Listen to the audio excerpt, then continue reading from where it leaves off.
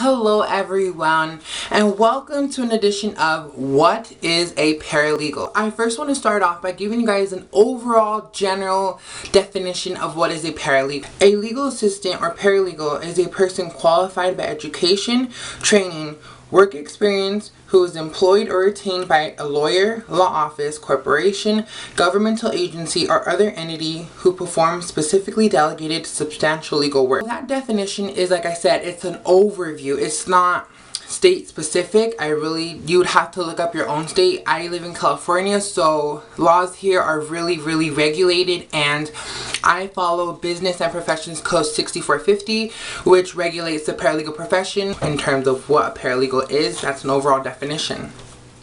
So now I want to give you guys a sampling of paralegal tasks, meaning what they do. Now this isn't specific to every type of paralegal. If you have family law, it would be different. Immigration would be different.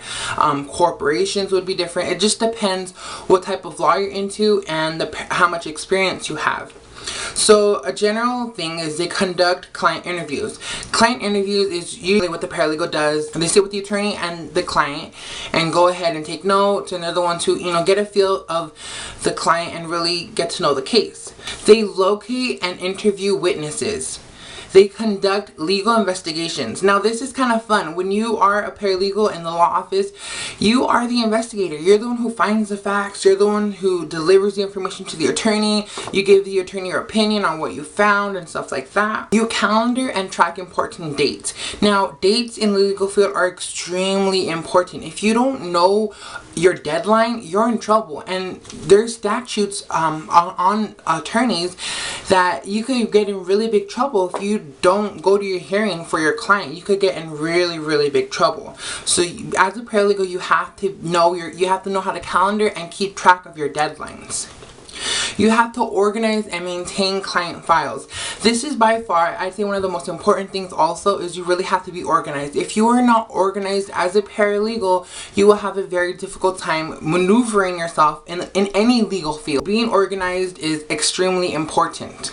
You have to summarize witness testimonies. Oh my gosh, this is such a pain. I had to do this for an assignment one time.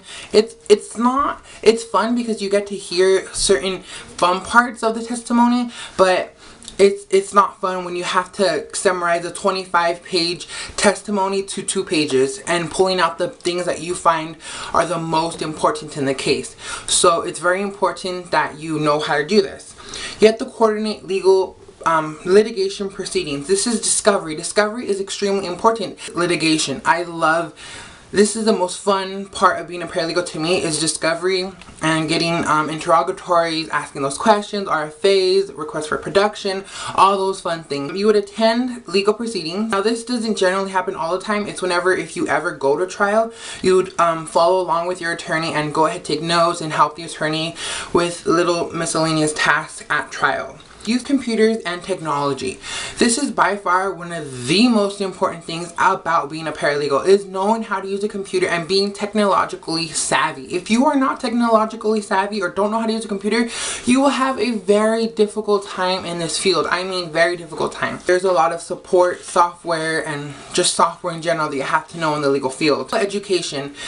There isn't a lot of ways to become a paralegal, but one of the main ones is to get a certificate or to get a degree at a community college or any college offering a 2-year program with an associate's degree in paralegal studies, and that's what I am currently in. Now, ABA approved and non-ABA approved. ABA approved meaning that it's approved by the American Bar Association.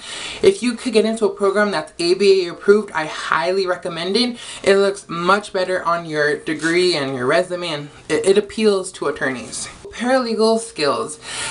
To become a paralegal, you really have to have analytical skills. You have to have that critical thinking mindset and always trying to find the solution, and you're always going to be the problem solver, and it's really a task of using your mind to find out, to help attorneys. Paralegals, One of the biggest questions is, how much do paralegals get paid? Honestly, that depends as to where you work. If you work in a very big city such as Los Angeles or Century City or somewhere out there, you could expect a higher salary than compared to a small town in a small city working for one attorney, two attorneys, and trying to make a living off of that.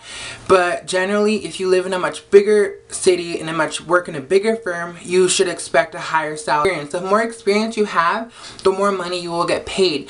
Attorneys usually like experience because you know your stuff. If you guys have any questions about the paralegal profession, you guys want to know more about me and why I decided to become a paralegal, I will have a separate video for that. I will try my best to answer any questions you may have. I will also be posting up videos about the paralegal profession as much as I can. So don't forget to dream big, laugh more, and believe in yourself. Bye guys.